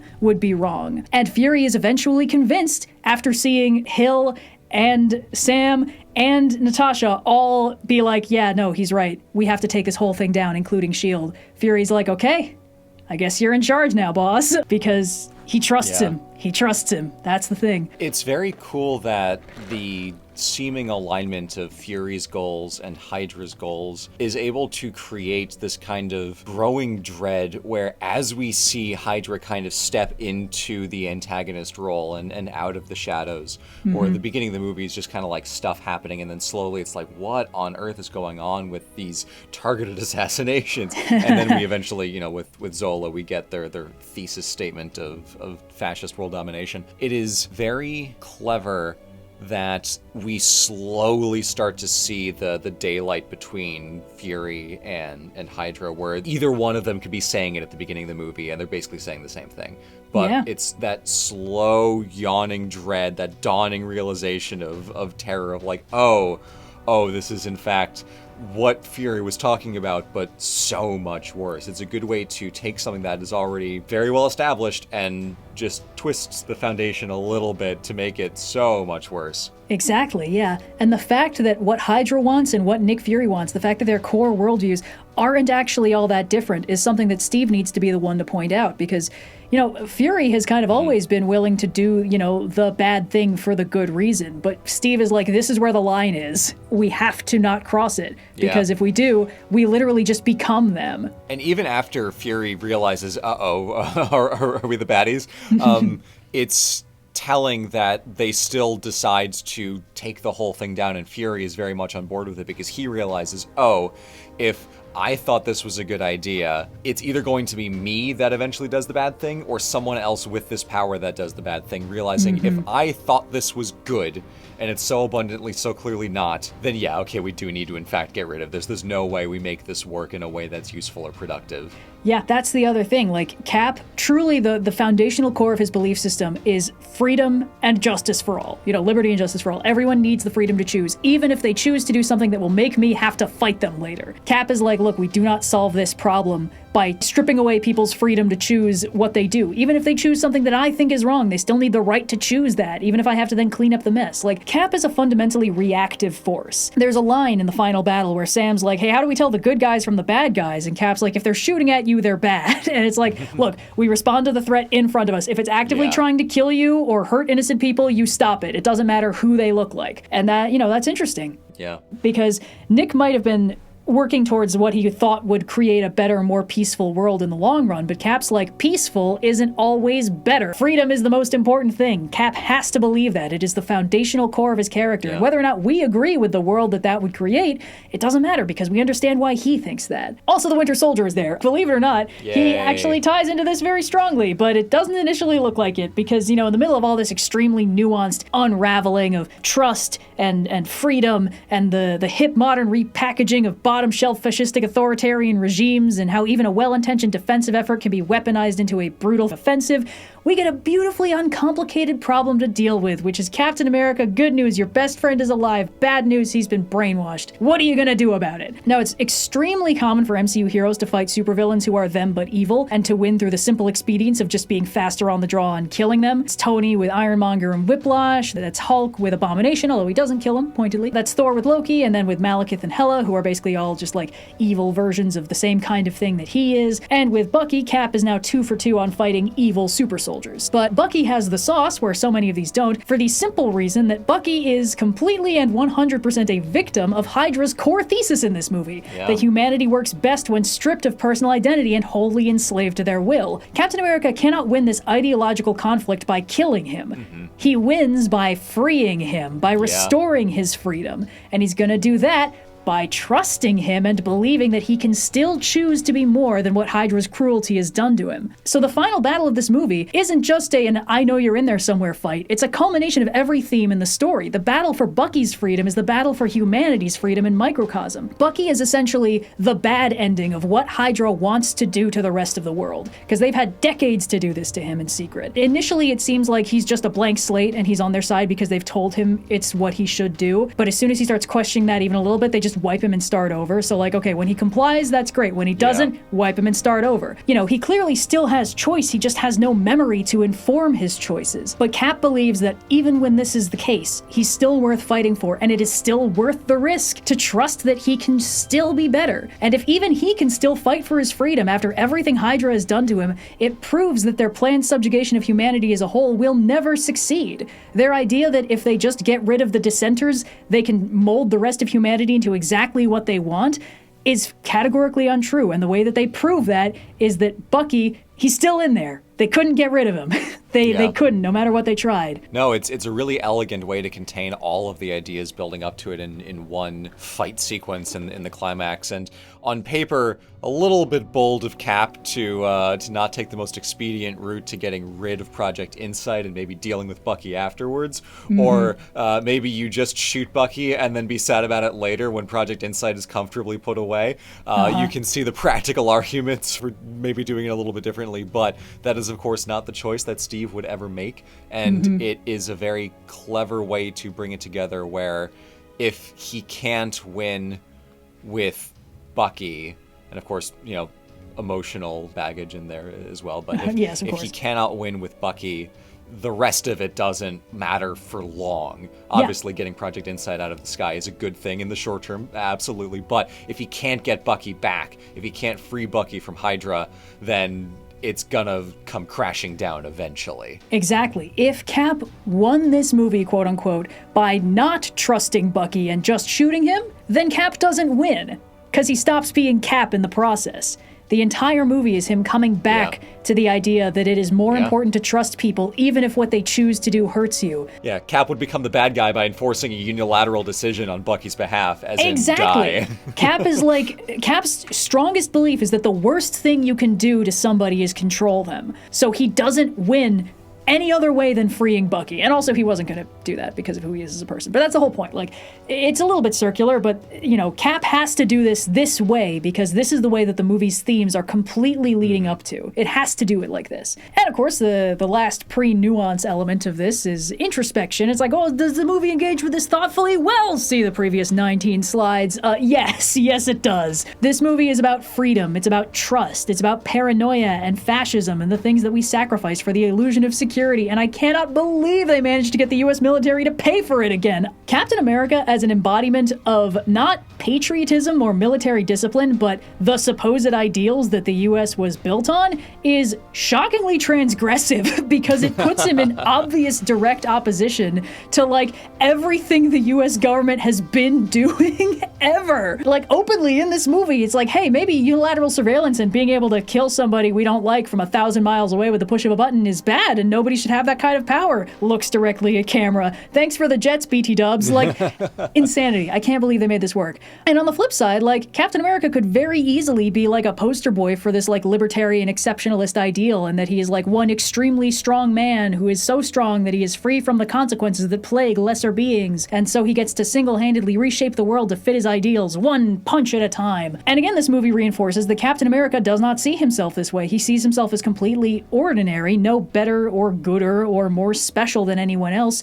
no more or less deserving of freedom, and no more deserving of choosing how other people get to live their lives. Again, he would become a complete hypocrite if he thought that his way of doing things was the one that he should enforce on everybody. And this is kind of crystallized out in his dynamic with Natasha, whose personal morals and vibes are completely different than his own, and he like gets along with her just fine. And there's a brief window where he's not sure he can trust her because the stakes are unbelievably high, but after that point, he's ride or die, and he's never like, maybe you shouldn't do this thing. She's like, he trusts her. That's the thing. He trusts her to make her own choices, even if they're not at all going to be the same choices he makes. Being optimistic for a fleeting moment, there is something theoretically very American about the ability to work together with someone who does not share your opinions and still be able to do the right thing together. Again, optimistic for a fleeting moment, but I think that is nice that that is kind of coded into the narrative. Well, that's the thing. I think that characterizing Cap this way is really good, because it means that he embodies an ideal that, even if we haven't necessarily lived up to it at this point, we easily could start living up to at any time. It's like, hey, yeah, freedom is a simple concept, actually. Maybe we should stick with that, honestly. It seems like a pretty good ideal. And the fact that Cap is just as willing to oppose S.H.I.E.L.D. and Nick Fury's plan for the world as he is to oppose Hydra, his literal oldest enemy, is like really good. He's putting his money where his mouth is when he said that he didn't like bullies, he didn't care where they were from. Hydra did not have to do all that much work to twist S.H.I.E.L.D. into its image. Like, they keep reinforcing, but Hydra and S.H.I.E.L.D. were on the same page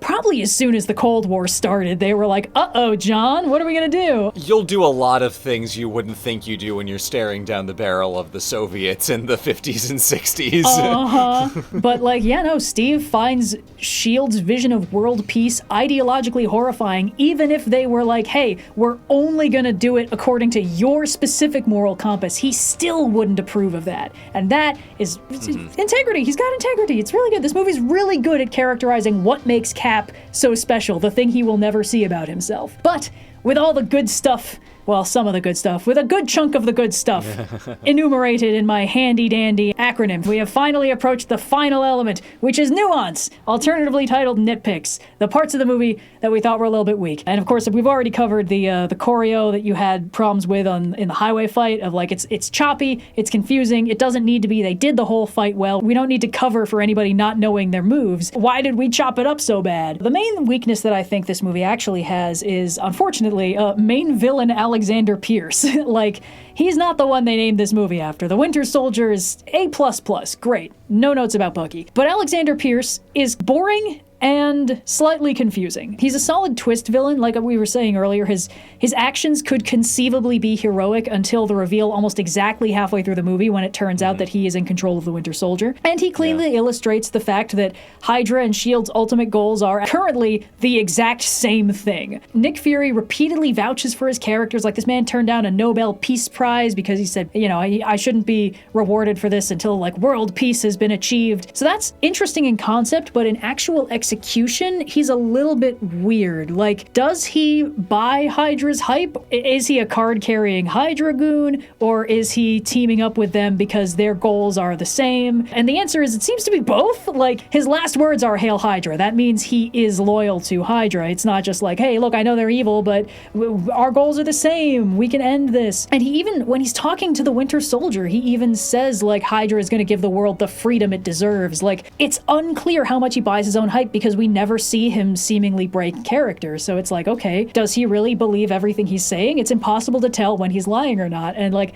now that I say that, this kind of does make him play with the themes interestingly, in that he is literally the most untrustworthy being in the entire movie because you never know when any of his lines are sincere or not, which is interesting, but it does make him confusing. I think he works. I don't like, actually, this movie is more perfect than you think it is. I will argue that I think he functions well as just barely a character embodiment of a like structural organizational force like Hydra, whereas the thematic and emotional core of the movie is contained in Bucky as an antagonist. Mm-hmm. Definitely. Pierce simply exists to grease the wheels of the plot and move things around and get exposition and dialogue in the right places. Maybe that's a little bit too mechanistic of a view of him, but I think he works with very little screen time compared to any of the other characters. When he's talking to Bucky and wiping his mind, it's like, we want the same thing that you like, freedom. Isn't that what you want, little Bucky Barnes, buddy-o? And it's kind of, it is a weird sequence. Like, is he trying to tell Bucky that Hydra's goal is freedom? I don't think that super works, but... Well, that's the thing. Freedom it deserves is like very much a double meaning of like, oh, this is exactly the kind of freedom it deserves, you know, where they aren't free actually, and they do exactly what we want. Yeah, but I don't think I mind him because he very much feels to me like a personification of Hydra in a guy, and as much as we benefit from just putting Hydra in one guy who is in charge of Hydra, it works. He is sauceless compared to Red Skull. I see your thing at the bottom. It would have been better if he was simply Red Skull in a Scooby-Doo mask. I would agree, but oh well. I think this is a case where when I first saw the movie, I was so sure that he was going to turn out to be Red Skull in a Scooby-Doo mask that when he just died, I was like, wait, what? But... what? And like, so I had to rewatch it with fresh eyes, knowing that like they weren't going to pay it off with him being like, Captain, we meet again. Like, okay, cool. I recognize that's a me problem, but like, I just thought it would be fun. Also, it's just last nitpick. I like that Zola's algorithm could predict that Dr. Stephen Strange would someday learn magic and become the Sorcerer Supreme, because everyone's done the math on the timeline and he is for sure still just a doctor at this point. Yeah. He does not deserve to be name dropped in the same breath as Bruce Banner. Also, the funny thing is, if Project Insight had gotten off a shot at Bruce Banner, it's not like it would have worked. It's like the idea of Bruce just minding his damn business, hanging out in his little like clinic or safe house, and then the whole room explodes and the Hulk is just like, huh? I think that would have been pretty funny. I think they should have fired one bullet just so we could have seen that. But away from the nuance zone, because I can only take so many pot shots at this movie. I love it so much. But on the subject of things I love about this movie, the movie ends with this smorgasbord of concepts that future movies could have mined for plot and drama. It's so clearly teeing up like all of the sequel hooks you could have wanted. Like, Zola confirms that Hydra's been basically doing global terrorism to specifically make the world scared enough to accept Project Insight. So this is a recipe for like infinite supervillains and like other superhero fight plot hooks just manufactured by Hydra to cause this terror. You know, killer robots, metahumans, anything, as long as it's scary and dangerous. It would have made sense that Hydra made it at some point in the last like 70 years, or now that they've been forced out into the open, they want to do it extra hard now, and our heroes will naturally have to stop it. Like, the after credits scene teases this. Like, we see Baron Strucker in his secret lab, and Wanda and Pietro newly empowered with their abilities to be a problem. And like, it's just so obviously setting up like Hydra is going to become a machine for cranking out problems that our heroes can deal with in all kinds of exciting contexts. And like, that's the role they usually play in the comics. That's the role they played in Earth's Mightiest Heroes. It made sense. It would have been so nice. But it's also brought up that, S.H.I.E.L.D. has been gutted. So a lot of the problems that they were dealing with are now not being dealt with. And that makes more jobs for superheroes. Like, they say this outright. There's like this inquest that Black Widow is the center of at the end because she dumps all of Hydra and S.H.I.E.L.D.'s secrets on the web. So like everyone knows everything that they were doing. Because again, honesty and truth and her own personal character arc about coming around on the whole, like, let's try being completely honest and see what happens. And she basically says like, hey, what the fuck do you think superheroes are for? Okay? Like, if you want to arrest me, that's fine. You can find me in Avengers Tower. Tell Jarvis I said hi. Like, this movie, in the same way that the Phase 1 movies are all intentionally setting up a superhero setting. They're like, everyone who we are focusing on needs to, at the end of their movie, choose to be a superhero, because that is the entire point of these movies. At the end of this movie, it's like, hey, the world is about to get dangerous in a whole new way, but good news, that's what superheroes are for. And on the character level, like, Widow blew all her covers, and she likes honesty now, but not that much, so she is gonna go off and make some new fake identities. Could take a while, so that would have been a great setup for a solo Black Widow movie. I don't know, just fucking throwing it out there. Could have been fun, good timing, crazy how that works. Nick Fury burns his private stash of intel and the identity of Nick Fury, and strikes out on his own into Europe to go full super spy and root out the secret Hydra bases that are still lurking. You could see this being a very personal vendetta for him. Hydra corrupted everything he believed in for S.H.I.E.L.D. Hydra shaped his worldview into something that almost resembled their own. You could see this being an extremely personal journey for him. Not just a vendetta, but also like figuring out what kind of world he actually wants to try and shape it into. What kind of world does he actually want to make it now? Now that he's undergone the character development away from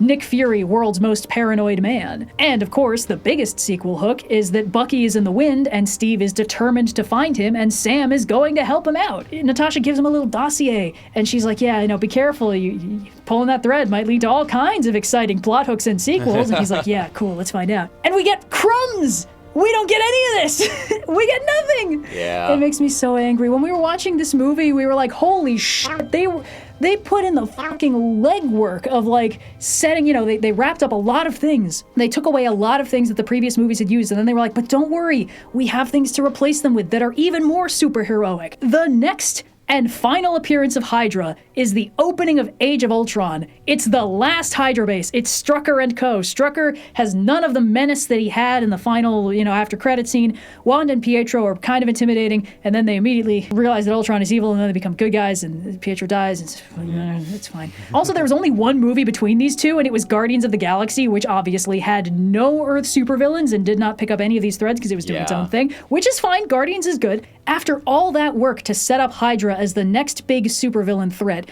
every single plot hook is zipped up in one go so it can be replaced with Ultron, who is resolved in one movie, and then he can be replaced with Civil War, which is loosely resolved in one movie, and then that can be replaced with Thanos, and then Thanos can be replaced with...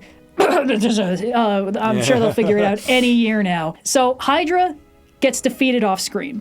And also Fury comes back in Ultron with a new helicarrier and S.H.I.E.L.D. It's back! It's basically the same as it was before. And that's the exact kind of status quo cop-out that I hate. They do these big swings in long-form storytelling. I don't know if I always agree with them, but committing to the bit and trying to pull an interesting set of consequences out of it, to me, is always better than hitting the reset button and being like, just kidding. We're not actually doing that because it sounds really hard. Ugh. And now it's, congratulations, we're back to Super America World Police, now with even less governmental oversight because the entire Secret Council is dead. What the fuck are we doing here? And every movie from this point on is all the Avengers fighting each other over how the world doesn't actually need them, and they are at every turn proven right. And also, Bucky doesn't appear until Civil War, where he is basically the sexy lamp. He just gets carted around from one bad situation to another, briefly re-brainwashed. And Steve isn't even looking for him until he gets framed for blowing up the UN, and then Sharon Carter tells him where he is, so the Steve and Sam buddy cop road trip isn't happening, I guess. There's one line where I think at the after party, Steve either asks or is told, what about our cold case? And it's like, I don't know. Check back in a couple of years when the next movie comes out. So it's quite thoroughly dropped, even though it is acknowledged passingly it is not meaningfully present. It's acknowledged enough to say, yeah, we're not doing that. And it's like, okay, cool. And also after Winter Soldier, our heroes only team up to fight the problems they themselves create. Ultron, team breakup caused by consequences of Ultron.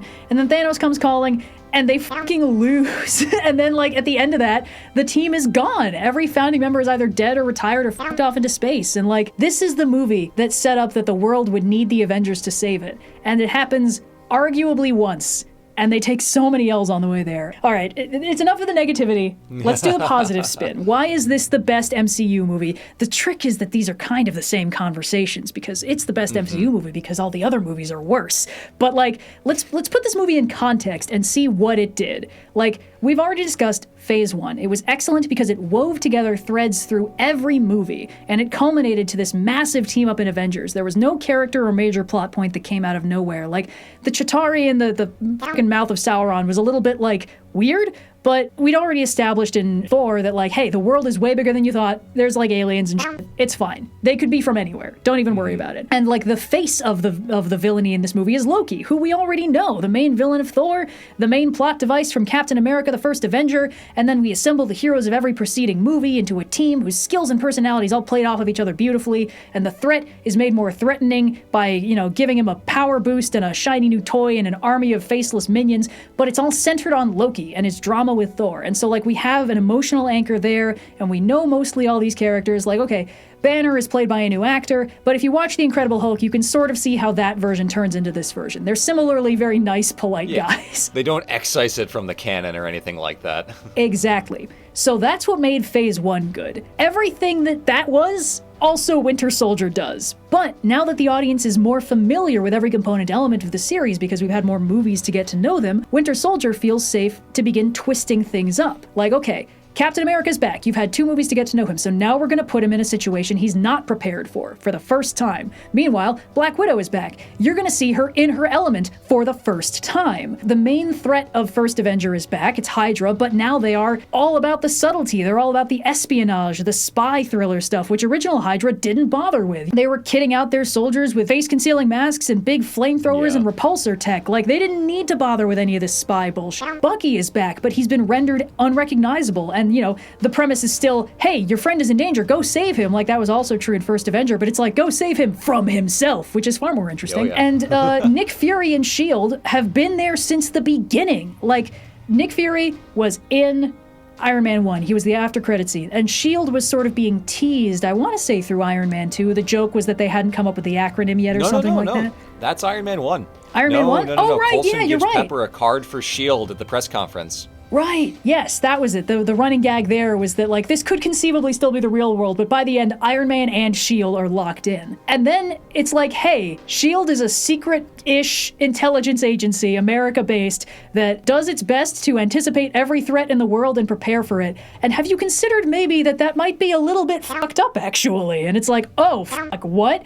For the first time in a Marvel movie, Nick Fury is shown to be fallible, mortal, and not necessarily trustworthy to 100% call the shots on what the Avengers should be doing. In Avengers, Fury was categorically on the Avengers' side. He was like, I need this team to get put together. He did a little Machiavellian scheming to make it happen, but he wanted them to exist, and he didn't listen to the Security Council. He helped out the Avengers. He tried to stop the nuke. He's completely on their side in that movie. In this movie, it's like, yeah, Nick Fury is on their side, but Nick Fury's own motivations aren't necessarily good, and maybe he needs to have that pointed out to him because he's so in the, you know, spy thriller paranoia intelligence agency sauce that he might have lost track of what he's actually fighting for. So this is the movie where the Avengers as a team and a concept outgrow Nick Fury, and that is huge. It completely changes the game. It feels like it's the beginning of a wave of stories about the Avengers as an independent superhero team solving this new wave of super problems. So Winter Soldier, in the MCU as a whole, it pulls its weight, both in paying off previously planted plot hooks, what with Bucky's fake-out death and Zola's capture by the US, and Steve working with S.H.I.E.L.D. but feeling kind of purposeless at the start of Avengers, and even the death of Howard Stark. And then it plants a whole bunch of new things to keep the momentum going through the sequels. It pays off plot hooks, and then it plants new ones that later movies can pay off. You know, it's It's good agricultural practice. So now Hydra is a credible threat again, and they're manufacturing supervillains. S.H.I.E.L.D. is gone, Bucky's in the wind, Widow's in hiding, Fury is doing his own thing. So Winter Soldier is pulling its weight, and it is not Winter Soldier's fault that the later movies do not pick up what it was putting down. So, because after this point, the movies start really noticeably skipping around. Short of literally Avengers 1 assembling the Avengers, Civil War breaking up the Avengers, and Infinity War killing half of the population of everywhere, Winter Soldier has the most meaningful impact on the course of the world and the MCU going forward of any of those movies. And, you know, the only non-Avengers movie on that list is Civil War, which is functionally an Avengers movie. It's very impressive that so much happens in this, you know, solo character movie that has so much of an impact on the shape of the rest of the world. It's very telling that Disney and Marvel were terrified of the implications of that. That's exactly it, yeah. This is the point where the movies start skipping around and relegating major plot points to the off-screen zone. They stop paying off what their predecessors planted, and they start doing new things out of nowhere for the sake of the twist. The cohesion between the movies starts to break down, and this harms even the relatively standalone movies that are like dedicated to maintaining continuity and paying off what was previously planted. Like how, you know, the third Guardians movie has to deal with the consequences that Infinity War extremely flippantly fridged their main, like, love interest character, and, you know, one of the main characters of the entire series just gets casually killed for somebody else's drama, and they're like, we're not fixing this for you. You're gonna fucking live with the consequences for a change. By the time Ultron rolled around, it felt like it was almost reveling in subverting the expectations of the audience by being like, hey, you thought Strucker was gonna be cool? Just kidding. He's a big old surrender monkey, and now he's also gonna get killed in jail, so we'll never see him again, because that would... Who wants to see an evil Nazi supervillain who makes supervillains? Why would we need that in a supervillain setting to give interesting things for our heroes to do? And, like, the thing is, every time I complain about the MCU, I feel like I start dancing around the issue, and people are like, oh, why are you nitpicking so much? And it's like, look, here's the core problem. If you liked seeing these superheroes be friends and team up and work together in interesting ways, you are never going to see it again. They made it impossible. They're always at each other's throats, and then when the team finally reassembles, they kill half of them, and they send the others away into perma-retirement or chuck them out of the time stream entirely. You never get this again. This is the last movie where you believe any of these people are actually friends. And if you liked seeing them hang out, you can't have it anymore. That's why I'm upset, because I did like it. I liked it so much, and they promised me more, and then they didn't deliver for the sake of the twist, and I'm still mad, in case you couldn't tell. What? No. As far as I'm concerned, Winter Soldier is the last movie in the MCU that actually understood the point of making an Avengers movie. And that is why I think it is the best MCU movie. And just fucking watch it, man. You'll have a good time. It's good. It's fun, I promise.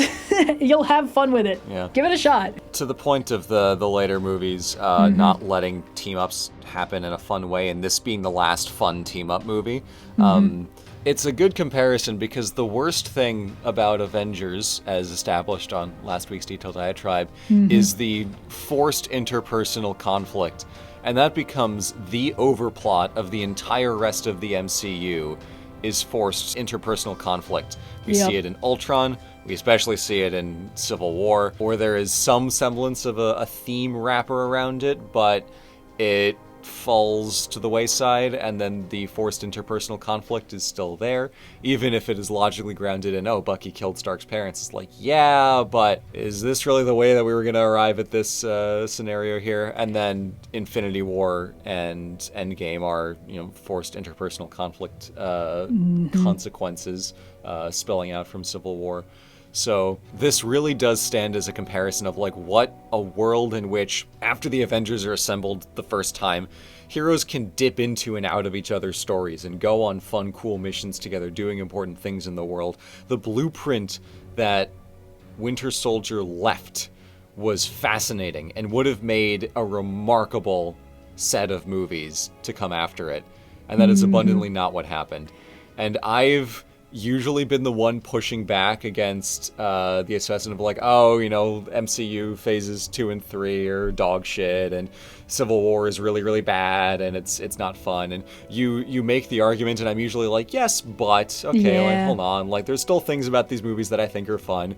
After completing my Phase 1 rewatch and culminating on Winter Soldier, I don't want to go back to any of those later movies again, because the thought of they do the thing that I find most annoying all the time for the main point of the movie of like, we're going to have these characters that should be friends by now, that should be adults enough to be friends by now, just bickering at each other and creating problems that they then have to solve. I was willing to put that aside because I was, the slow decline of the MCU. I was willing to kind of like ride the ramp down and be like, no, like individual movies are still fun. Like I still largely enjoyed Civil War because the combat was good, and Black Panther gets to kick ass and stuff like that. And I was still mostly enjoying each of the movies, at least through Phase 3, when it's socially acceptable to still like the Marvel movies. Phase 4, of course, is a whole wilderness out there. Phase 4 and 5 and beyond. But after completing this rewatch,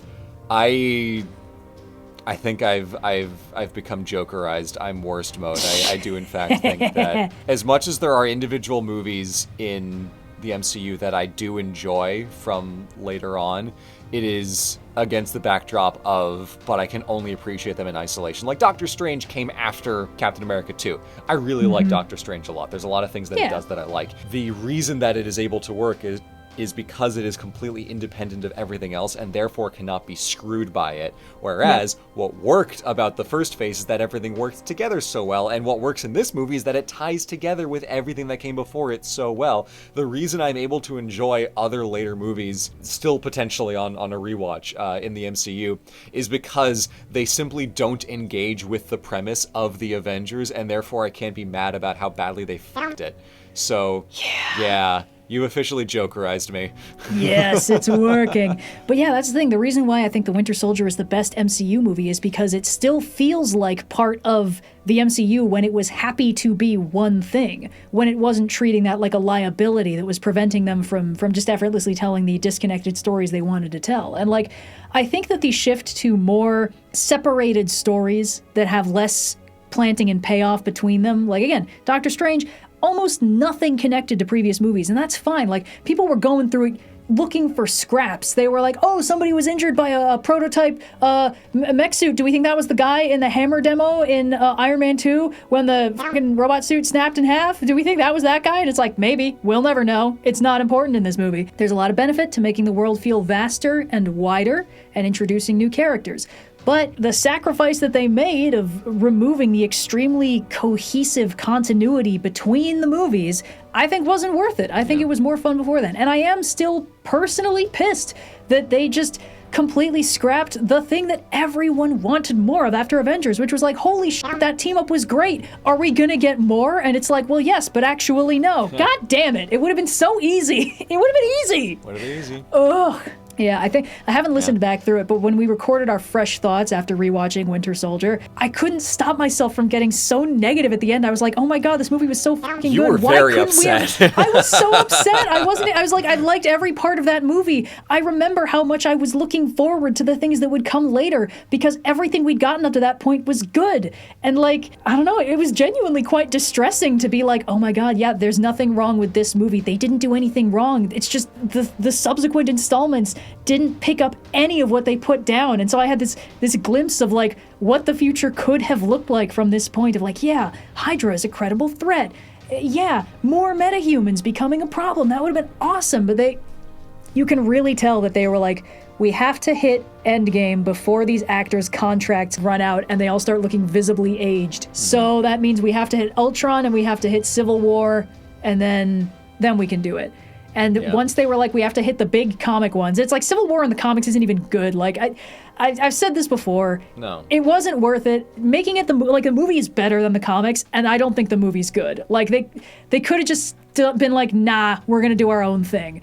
And they didn't. And I think we all suffered because of it, because Civil War is the one that put the giant fracture right down the middle of the team, and they couldn't reassemble it in time to be together for Infinity War. And then they were like, let's also make the heroes lose. That sounds like fun. And then they can all win, but it'll be a Pyrrhic victory that signals the end of all the good shit. Except the actual signaling of the end of all the good shit is when the end credits on this movie stop rolling. Got him. When I say that it's the best of the MCU, this isn't like a triumphant, aha, I was right. This is like, God, it could have gotten better after this. They could have kept this up, but they didn't. And so this ends up being the peak. And it's kind of bittersweet. It's the best movie in the MCU, and it really shouldn't have been. Mm-hmm. But it is really good. It's really good and really thoughtful. We watched this like a month ago, and I want to go back and rewatch it again. After I rewatched it yesterday, and I was really good. Yeah, this slideshow was interesting because as I was writing it up, I was like noticing more themes. And I was like, yeah, of course, because he doesn't trust him. And I'm like, he doesn't trust him, and how does that play with the theme of trust? You say, like, half of these were like, this is a little casual. Like, yeah, I'll mention this. And I was like, wait. No, this plays with it beautifully. And like, the funny thing is, the slide where it's like, also the Winter Soldier is there. Yeah, Bucky's an easy brainwashed buddy. You know, I know you're in there somewhere. Power of love. Let's get you out of there, buddy. And then I was like, no, wait. This is the entire movie in microcosm. Steve has to trust him because otherwise the theme doesn't hold together. And it's just, I love it when I convince myself in the process of working on it. Like, Winter Soldier is really fucking good. And it only makes me angry when I think about how it's... all the work it did was squandered by every subsequent installment. That makes me upset. But Winter Soldier itself is good. And you can just watch it and imagine, and then maybe just watch a bunch of Earth's Mightiest Heroes Season 1, because like it's fine, and then you get all the Avengers hanging out and being friends. And also, it characterizes Cap in a good way. It also does the thing where like everybody trusts him, even his enemies trust him. And it's such a fun and interesting part of his characterization. So... I have no idea how long I've been talking. 2 hours and 2 minutes. Woo! Oh, it feels like it. I think there's a larger separate conversation, part of which we touch on in the post-movie watch debrief that you can go listen to on our Patreon as a little bonus thing. But you can get good art out of a massive corporation like Disney, but you can trust that the corporation will not give you good art for long. It can maybe do it more than once, but it will not do it at scale indefinitely, because the amount to which the Marvel team, for however well-meaning they would have been, got distracted by jingling keys and shiny things on the horizon, were willing to burn down a ton of other stuff because, wouldn't it be cool if we had Ultron? Wouldn't it be cool if we got to do Civil War? Wouldn't it be cool if, instead of looking at what was right there in front of them, already on the screen, that was good and people loved, and was like, but what about the shiny thing over here? This would be cool and fun and sexy and new. And maybe it could have been, but you can't trust a big corporation to make that call correctly more than a couple times in a row. Yeah, seems like it. And oh well. yeah. I mean, part of it is that, to tie it back to the themes of the movie, in order to make good art, you have to take risks and you have to trust your audience. And Disney doesn't trust their audience even slightly, because if they do, they might not make more money this quarter than they made in the previous quarter. So they have to find the thing that did the biggest number, and then they have to do 5 million more of that thing until people get sick of it and stop giving them the big number. And then they can panic and try something new for a change, and maybe that thing will be good. But if it's not bigger number than previous quarter, they'll kill it and never speak of it again.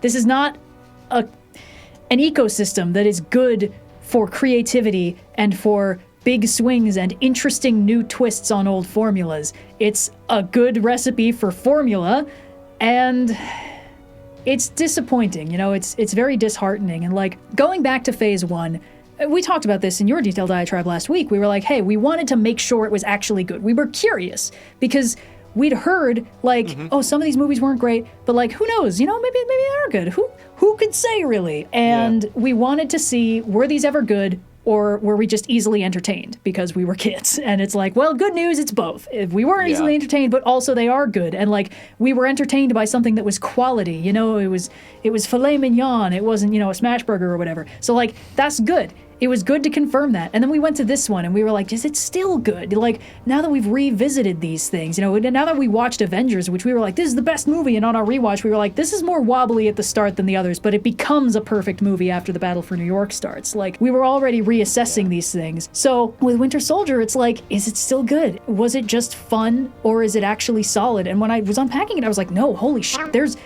thought put into this. Like, this is more thematic consistency than like anywhere else. And it's, I don't know, man. Seeing something this good made me angry that it was the only one we got. And that, it was a little bit hard to process, but it's so good. It still holds up. Like, arguably better than the first few times I watched it, because I got more of it on this viewing. When I was looking for more, I found more. Because it also works completely fine to turn off your brain and just look at all the cool punching. It also works very well. Like, a good movie works even if you're not trying to overanalyze it, because it is made a good movie by how effective it is. And good movies often make it hard to tell why it's good. It's like, it's working, but I can't understand why. And I dare say, it's topical, but we don't have time to unpack all of that. That's my secret, Cap. Technically, this kind of discourse is always topical.